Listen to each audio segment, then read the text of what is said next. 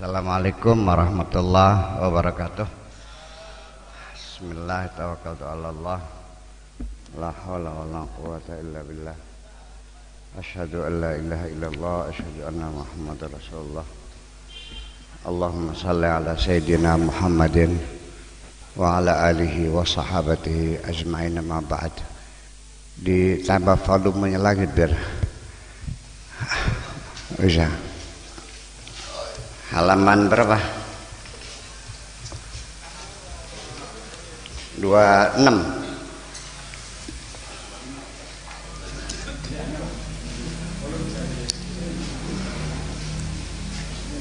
Masih dekat satu.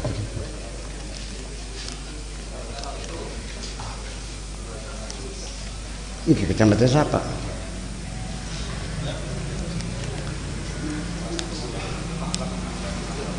Iya kacamata siapa nih? Boten. Halaman 21. Fa'lam annahu la ilaha illallah. Ya, oke. Bismillahirrahmanirrahim. Fa'lam annahu la ilaha illallah. At-tauhid wal asas fid diyanat as-samawiyah. Ketauhidan atau keesaan Tuhan adalah sebagai fundamen yang sangat mendasar bagi agama-agama langit kulliha, semuanya. Perlu saya terangkan bahwa agama langit itu apa? Agama langit itu agama-agama yang punya nabi, punya punya Tuhan, punya nabi, dan punya kitab suci. Agama lawannya apa? Agama bumi. Agama bumi itu adalah agama yang dibikin oleh manusia, yang merupakan kumpulan-kumpulan mitos-mitos, dongeng-dongeng, petatah-petiti, peribahasa, dan tahayul-tahayul lainnya yang menjadi sikap hidup bersama. Namanya agama bumi. Agama langit seperti apa? Ya seperti agama Islam, agama Nasrani, agama Yahudi. Adapun agama-agama seperti agama wiwitan, agama animis, agama itu agama yang dicipta oleh manusia, namanya agama bumi.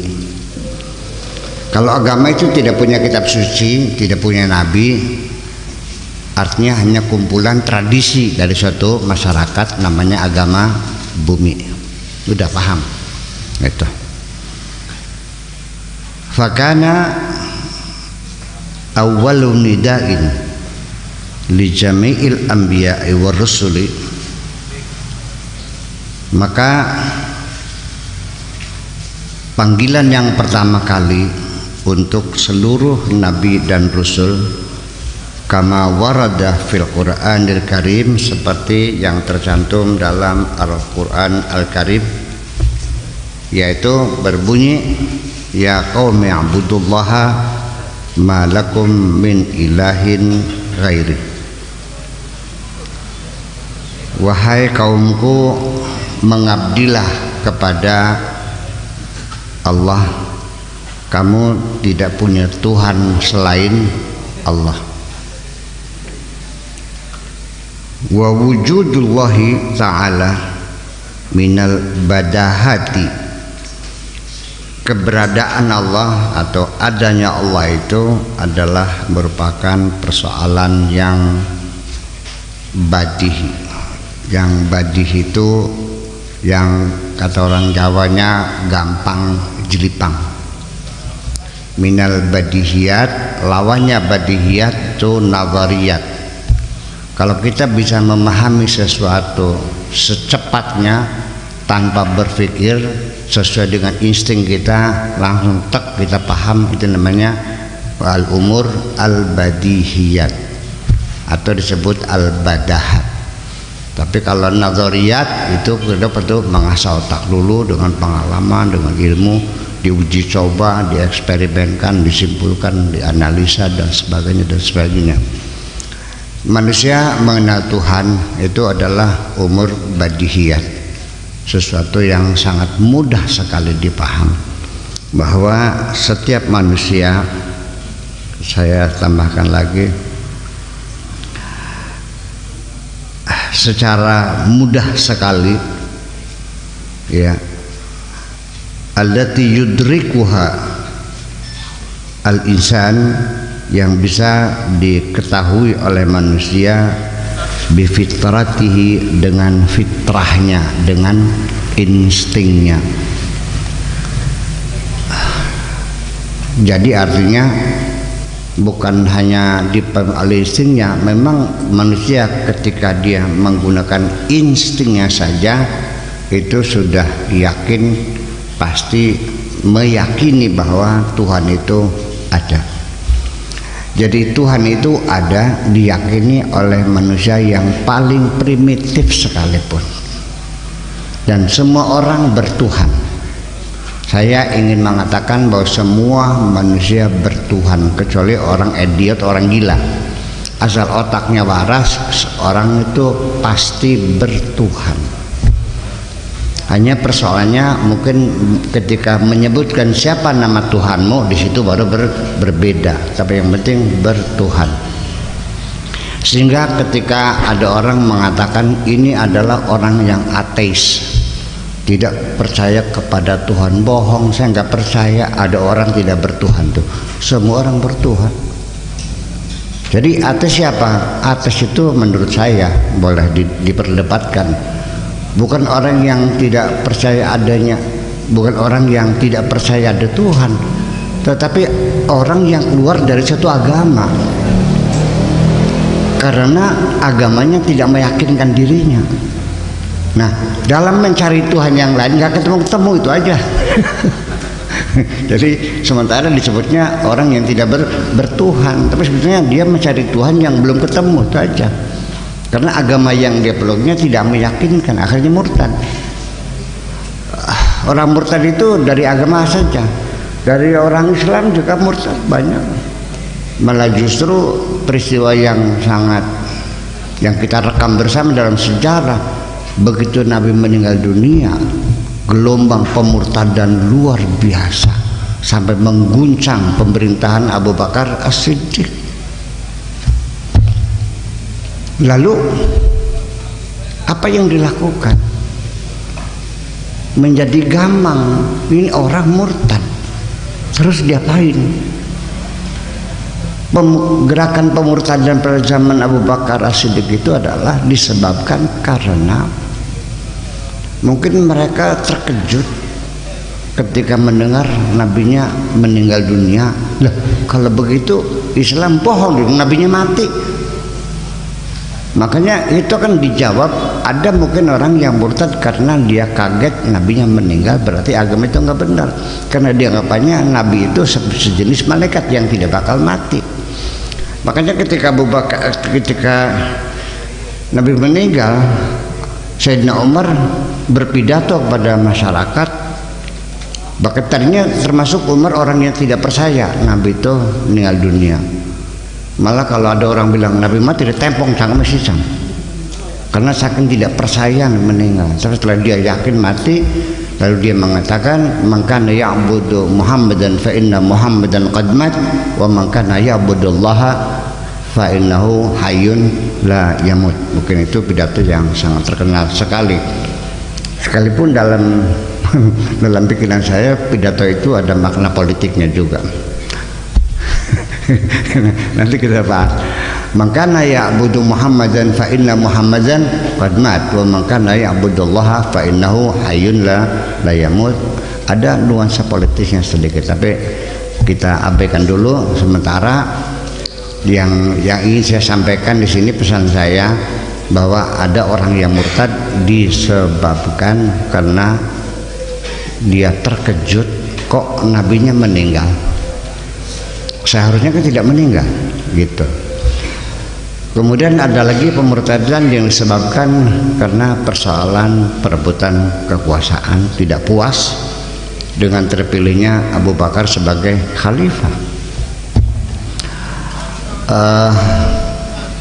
Tetapi kedua-duanya itu sebagai sebab pemurtadan atau sebab yang lain juga ada, tetapi yang dihadapi, ancaman yang dihadapi Abu Bakar As-Siddiq adalah bagaimana dia memanage ya kegaduhan ini, bagaimana mengelola peristiwa yang terjadi.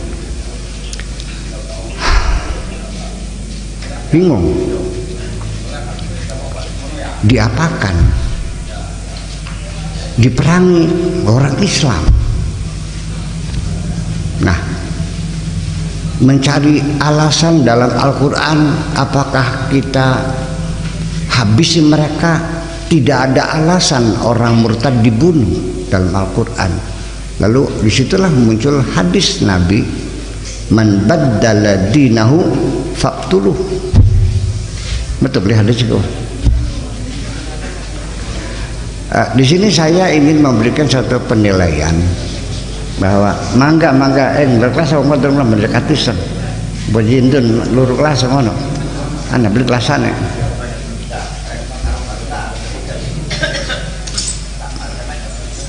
ikan yang alpane kamar kubu ku anak karpet abang kah gak bener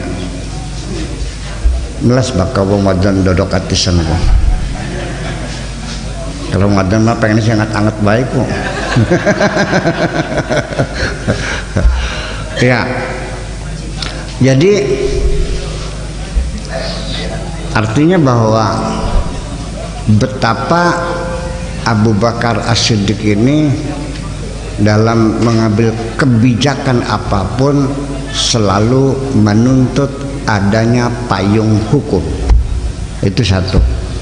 Orangnya sangat berhati-hati, sehingga ketika dalam kasus pengumpulan Al-Quran saja yang dianjurkan oleh Sayyidina Umar bin Khattab bahwa orang yang hafal Quran pada mati meninggal dunia, kemudian pelepah kormanya pada rusak, batu-batunya pada hilang, kulit-kulit itu dari makan tikus.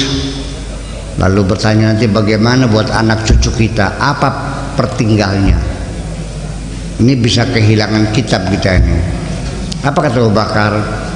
Pokoknya Nabi tidak pernah menyuruh kita membuat mushaf, tidak pernah menyuruh untuk mengumpulkan Al-Quran. Cukup kita sampaikan, kita dengarkan, kita hafal, wes berulang-ulang, ya kan?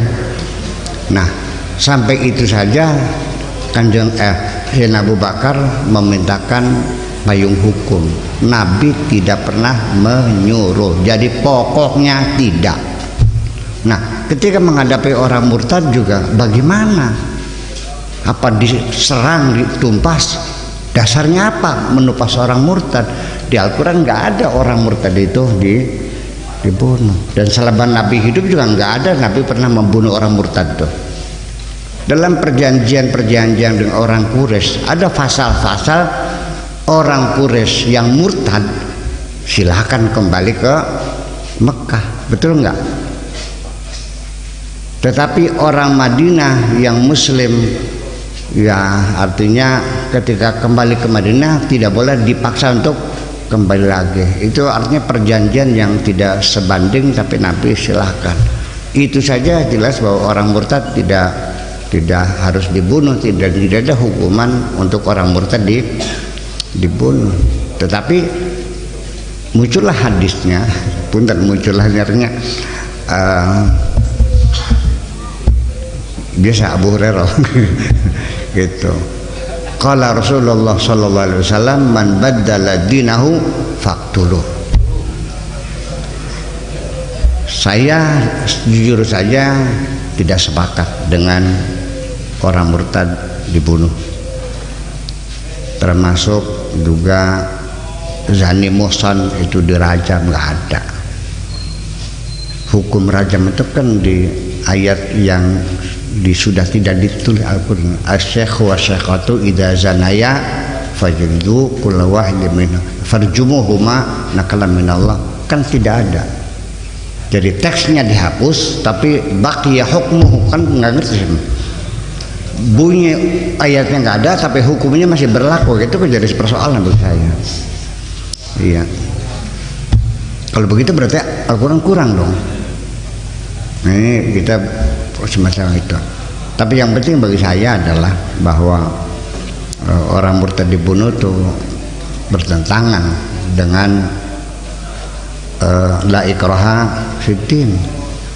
Orang masuk agama Islam tidak ada paksaan. Tapi kalau keluar nggak boleh. Bulat begini. Mancing mangkam itu belum dipatahin macam. Ya itu. Ini di YouTube di Indonesia juga seperti Felix Xiao, siapa namanya itu, juga membahas tentang orang murtad. Felix Xiao, ya itu sama seperti Syekh Al-Qardawi juga begitu. Kenapa harus dibunuh? Ya kalau nggak begitu habis umat Islam. Lah saya jadi ngeri banget nih.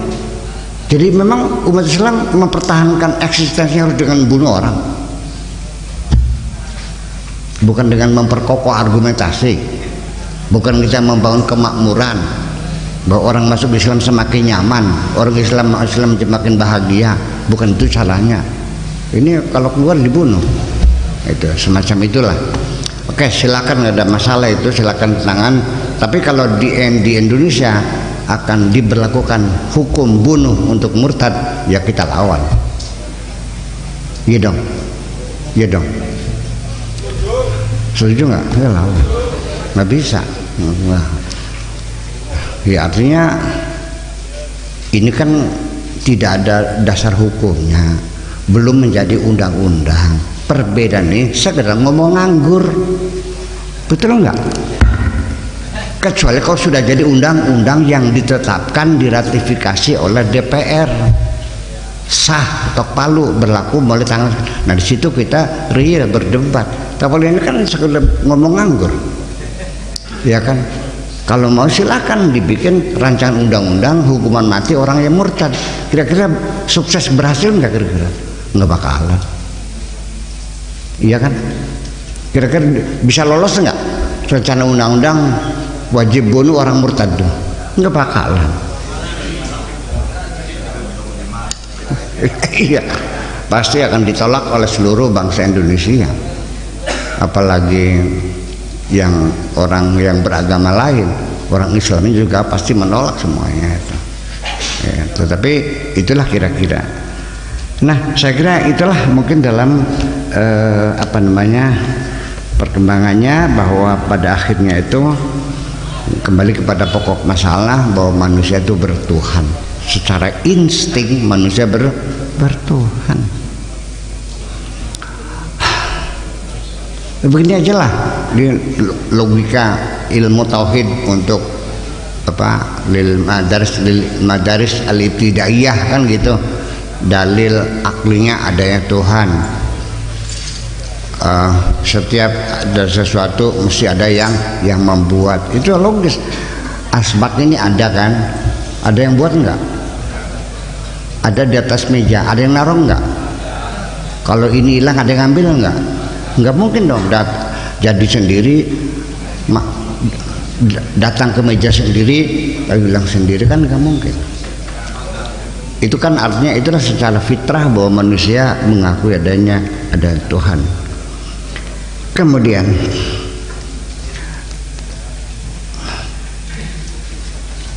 yuzul insan bifitratihi wa yahtadi ilayya bitabiatihi, dan orang akan mengambil kesimpulan, akan paham bahwa Tuhan itu ada, yaitu secara alami, ya. Masyarakat yang paling primitif pun sudah mempercayai adanya kekuatan di balik alam nyata ini. Ada metafisika, ya. Di belakang alam ini ada yang maha mengatur, itulah Tuhan. Kemudian ketika kita tanya siapa nama Tuhanmu, nah di situ baru berbeda. Ada yang mengatakan Tuhannya adalah pohon beringin yang rindang ini, ada yang sungai Nil, ada yang berhala, ada yang matahari dan sebagainya. Nah, Tuhan kita itu namanya Allah Subhanahu wa Ta'ala. Dari mana engkau tahu namanya Allah? Ya karena dikasih tahu oleh Kanjeng Nabi Muhammad sallallahu alaihi wasallam. Kalau nggak ada kasih tahu, kita juga berbeda Tuhannya. Tapi yang menjadi dasar bahwa manusia itu bertuhan bifitratihi, secara insting manusia bertuhan, itu aja. Kemudian walaysa min masailul ulumil muaqqadati, persoalan mempercaya diri Tuhan itu tidak termasuk masalah-masalah ilmu pengetahuan yang sangat kompleks, tidak terlalu kompleks, tidak terlalu sophisticated, tidak jelimet, tidak ruwet, tidak angel, ya, dengan gampang orang bisa paham Allah itu ada. Wala min haqa'iqit tafkir al-arid al-awisah, dan juga tidak melalui pengumpulan data realita tentang berpikir yang sangat mendalam, juga enggak juga sih, yang sangat sulit. Tidak perlu berpikir panjang-panjang, sudah begitu melihat alam semesta ya pasti sudah ada yang membuatnya. Oke. Wal iman huwa at-tasdiq al-qalbi. Iman itu adalah pembenaran hati. Artinya hati kita membenarkan, meyakini, menyetujui. Jadi iman itu adalah min afal al-qalb, perbuatan hati kita yang sifatnya membenarkan, menyetujui, mengakui.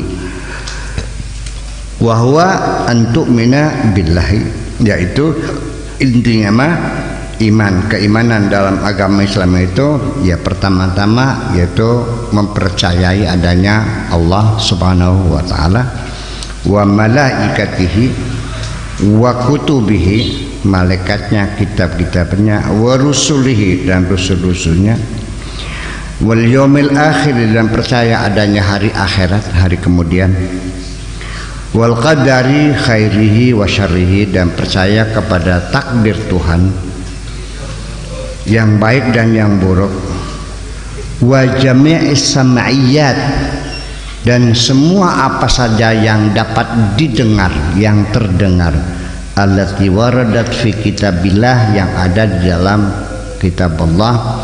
Kita wajib mempercayai apapun yang ada di dalam Al-Quran sebagai suatu kebenaran, bahwa itu adalah firman Allah. Artinya tidak ada keraguan sedikit pun bahwa ini adalah firman Allah. Nah, nanti ketika kita berbicara tentang ayat-ayat Al-Quran yang diharuskan kita percaya, andaikan ada seseorang yang berpikir kritis,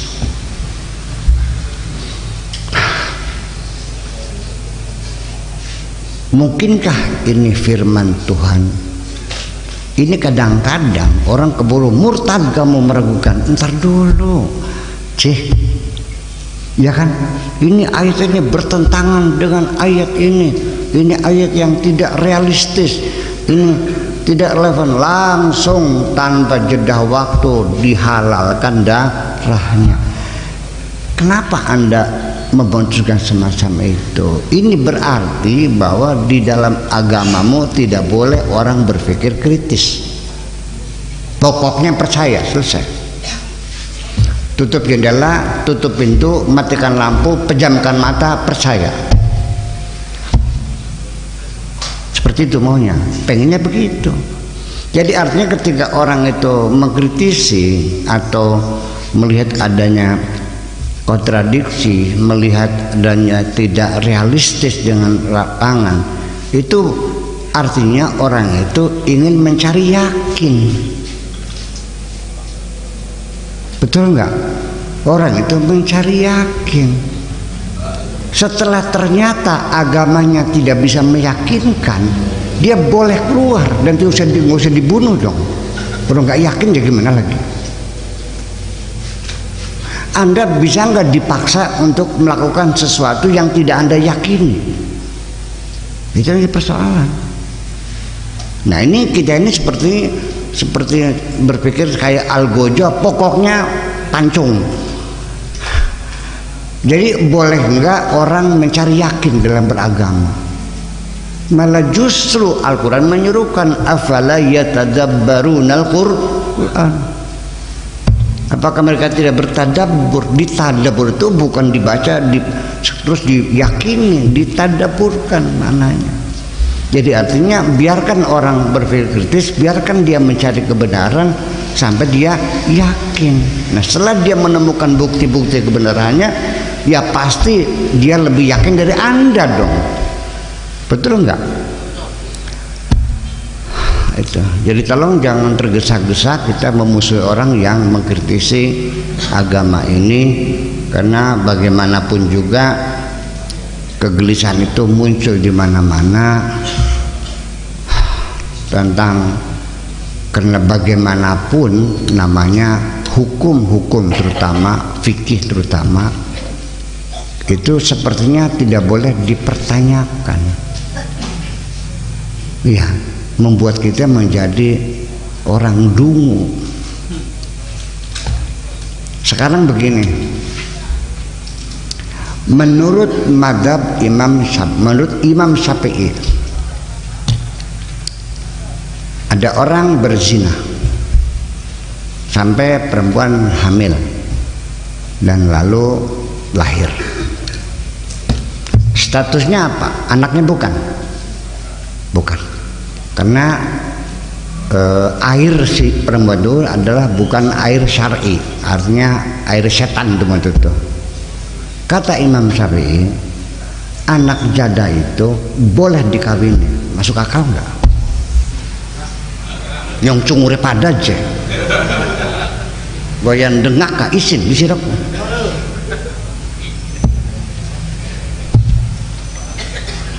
Tetap mau dipertahankan pendapat Imam Syafi'i, boleh mengawini anak jadahnya sendiri. Ini persoalan. Pokoknya ya us, pokoknya.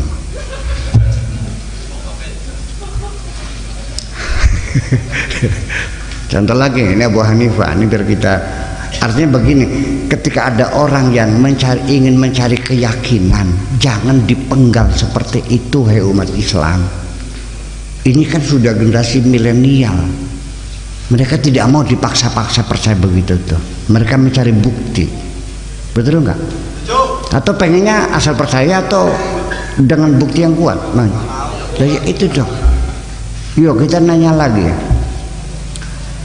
Seorang suami hilang, ya apakah virus corona ataukah kena perang dunia, ya kan gitu, atau zaman perjuangan kita zaman DI kan begitu, sehingga banyak orang hilang. Pokoknya suaminya hilang 2 tahun, dinyatakan sudah meninggal dunia.